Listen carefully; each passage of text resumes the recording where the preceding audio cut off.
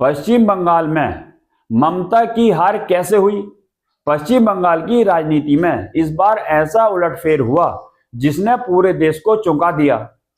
Bharatiya Janata party ने पहली बार बंगाल में बड़ी जीत दर्ज करते हुए 2/3 बहुमत हासिल कर लिया है। वहीं 15 साल से सत्ता में रही टीएमसी तृणमूल कांग्रेस सिर्फ कुछ सीटों तक सिमट गई। सबसे बड़ा झटका तब लगा जब मुख्यमंत्री ममता बनर्जी खुद अपनी सीट भवानीपुर से हार गईं।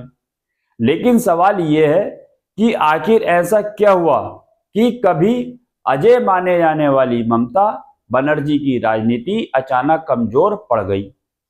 आज की इस वीडियो में हम समझेंगे वो 5 बड़े कारण जिन्होंने पश्चिम बंगाल की राजनीति का पूरा समीकरण बदल दिया। पहला कारण, महिलाओं का बदला मूड। एक समय था जब बंगाल की महिला वोटर ममता बनर्जी की सबसे बड़ी ताकत मानी जाती थी।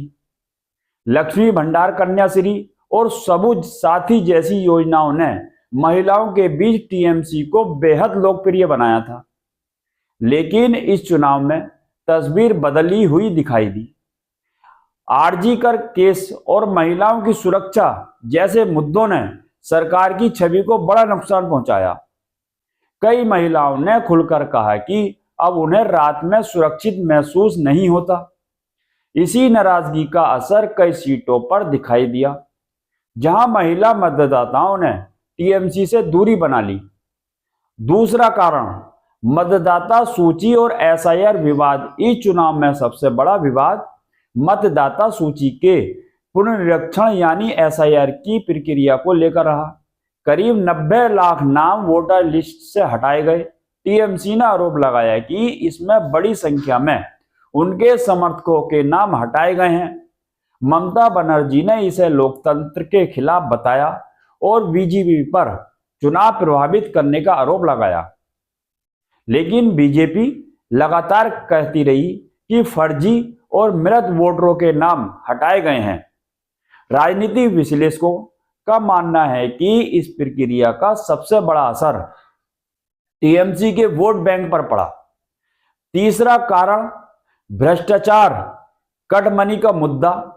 पिछले कुछ वर्षों में बंगाल में भ्रष्टाचार, कट मनी, सिंडिकेट संस्कृति को लेकर लगातार शिकायतें बढ़ती रहीं। गांव से लेकर शहर तक लोगों के बीच यह धारणा बनने लगी कि बिना पैसे के कोई काम नहीं होता। हालांकि पहले ममता बनर्जी बंगाली अस्मिता और कल्याणकारी योजनाओं के दम पर इन आरोपों से निकल जाती थी।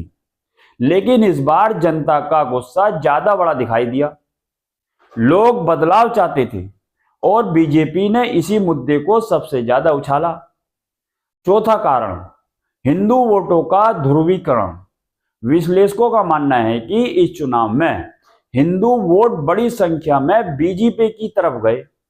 बीजेपी ने हिंदुत्व और पहचान की राजनीति को खुलकर आगे बढ़ाया, जबकि टीएमसी पर मुस्लिम तुष्टिकरण के आरोप लगातार लगते रहे।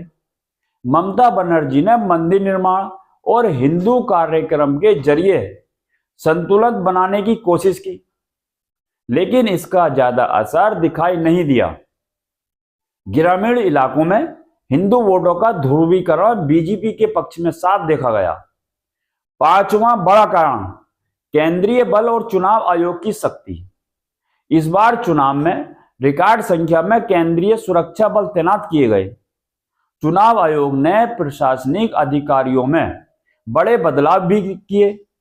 टीएमसी लगातार आरोप लगाती रही कि केंद्रीय एजेंसियां और चुनाव आयोग बीजेपी के पक्ष में काम कर रहा है।